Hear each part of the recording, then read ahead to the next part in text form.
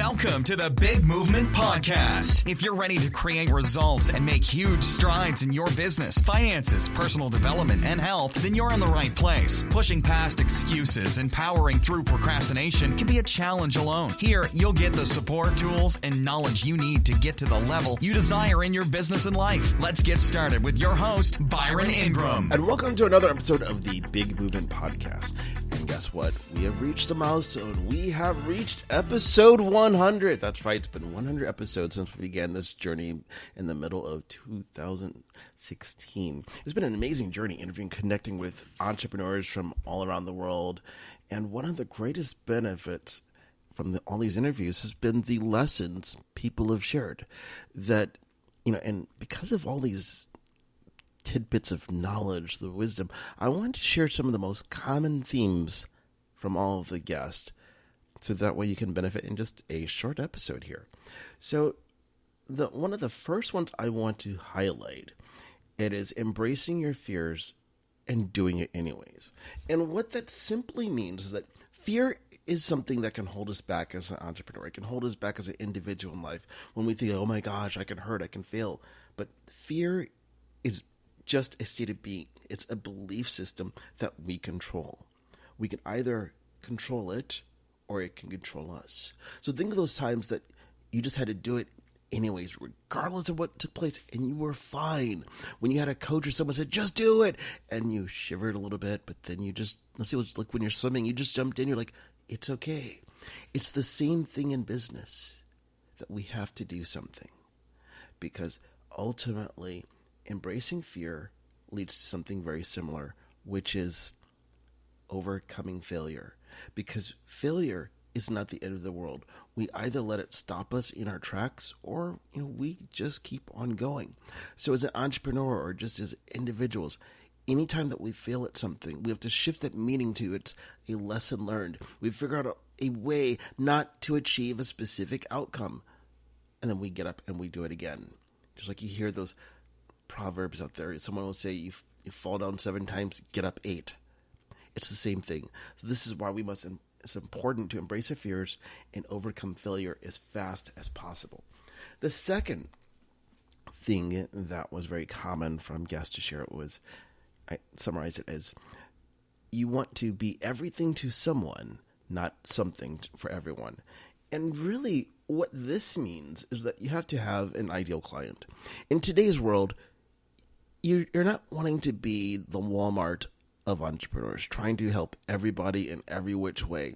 You have a specific gift, a specific talent, and only certain people are going to buy from you. So you want to identify who are those people most likely to do that, and then market to them. Because when you do this, you're building a solid relationship where they see you as the proverbial expert in a particular area, and they're more willing to share what you do. Versus if people see that you're just the jack of all trades, it's kind of like, okay, well, there you go. So think of it from another perspective. Which of the two following professions earn more? Just the family practitioner, or let's say a neurosurgeon? Well, obviously the neurosurgeon is going to earn more because they're a specialist. Same thing you say about heart surgeons and so on. So look at how you can become the specialist in your industry for your type of clients, and then market the living crap out of that so you can attract the exact clients that you're looking for. The third thing I wanted to share from all the guests that I had on the show, it was being aware. And what awareness means, it's because it's something as powerful. We are aware of our bodies, we're aware of our environment, and ultimately what we want to do is become aware of what causes shifts in how we go through the day. Think about the foods we eat. If a particular food that we eat makes us tired, well, don't eat that. Foods that cause us to be more energetic, eat more of those. Or let's say emotions that might send us on a little tirade, we go this downward spiral, identifying what are those triggers for it, and then when you see them, you change your state. You change your emotional state, you change your physical state, so you can keep on moving forward. That is why awareness is very powerful, and a great way to document your awareness is journaling. Just journal. in the beginning of the day, at the end of the day, what triggered something, just write it down so you can see these patterns of what's taking place, because over time you'll notice what is causing them and be able to adjust your life accordingly. The next thing in this list, it's knowing your outcome.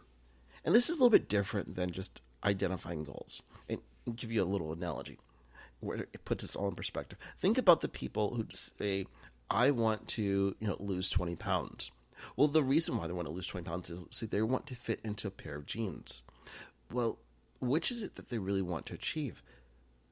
The losing 20 pounds, or is it fitting into a pair of jeans? The outcome is fitting in the pair of jeans. The 20 pounds is not the method. So when we know the outcome, then we're more specific than just simply setting a basic goal. Because when we do that, our actions are dictated by it. And also what this means is that we are more directed in terms of the steps we must take every single day to achieve it, versus just kind of going haphazardly through our daily lives. The fifth thing I want to share with you is learning to say no to shiny objects. We live in a world of social overload where we see ad after ad of learn this strategy, learn that one, of this is the latest and greatest thing. You're going to achieve success in 10 hours flat. Whatever the ad is saying, they're all shiny objects. What we have to do is learn to say no to new opportunities. And it simply comes down to asking yourself a simple question. Does this serve me in achieving my outcome? If it's no, guess what? You're not doing it. If it's yes, then you must ask yourself, how does it serve you? And if it does it in an effective way, let's say it's a more efficient way of doing something you're already doing, then of course it makes more sense. But if it takes you off in a different tangent, no. You can only succeed when you focus. If you try to do a little bit of everything, you end up being the master of none. So start saying no to shiny objects. It's okay. And here's the most important thing about it. You're not going to miss out on anything, because so many times it goes beyond that shiny object in this case that we don't say no. There's this fear of missing out. But think about how many times you're working with someone and you thought, dang, I should have said no because they were a pain in the butt. This is why it's important to say no, because when your gut tells you this is not a good idea, listen to it. So you're not going to miss out on it, because when you learn to say no to the things that don't serve you, you open yourself up more for the opportunities that will. The sixth thing that was very common was advertising your business. And what this simply just means is this: if you're not putting your business out there in front of qualified prospects, you have a hobby. And you didn't go into business to have a hobby. I know I didn't, and I hope that you didn't either. Advertising platforms today, because of being able to advertise everywhere from Google to Facebook to YouTube to Twitter, it's affordable for every business owner. So you have to decide to yourself, what can you do today to begin putting your business in front of qualified prospects, so you have qualified people to be talking to each and every week about your goods and services. Stop wasting time chasing after people who will not buy from you. Focus your energy on those that will, because each and every one of us only have 24 hours in the day. Maximize the usage of them.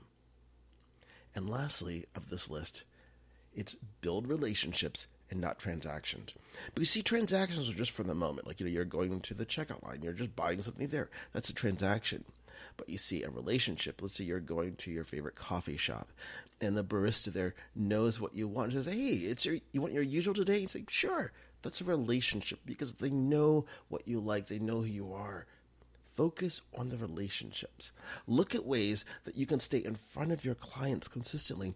And that involves using things such as live video, just do a pre-recorded video, using email marketing, doing the things that keep you in terms of that top of mind awareness, so they think of you. So if you're in real estate, you do things consistently. So when your database is like, man, I'm thinking about selling my home, they go, I know who we need to talk to. We need to talk to the person that helped us in our current one.